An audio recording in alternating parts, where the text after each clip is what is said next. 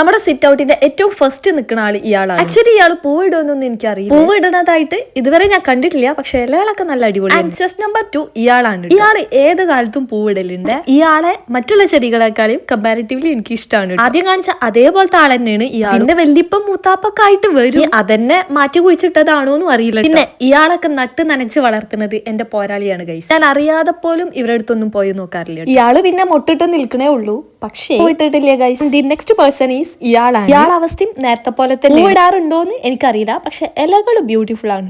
ഇയാളെ എനിക്ക് ഭയങ്കര ഇഷ്ടമാണ്. ഏത് കാലത്തും ഇയാളെ മേത്ത് നിറച്ചു പൂവുണ്ടാവും. ഇവരൊക്കെ പിന്നെ പണ്ട് മുതലേ നമ്മൾ കണ്ടുവരുന്ന ചെടികളാണ്. അപ്പോൾ ഇവരെ പറ്റി പ്രത്യേകിച്ച് പറയേണ്ട ഒരു ആവശ്യകതയും ഇല്ല. വീഡിയോ എടുത്തപ്പോ ഇവരെയും കൂട്ടിന്ന് മാത്രമേ ഉള്ളൂ. അടുത്തത് ഇയാളാണ്. സത്യം പറഞ്ഞാൽ ഇതിന്റെ പേരൊന്നും എനിക്കറിയില്ല.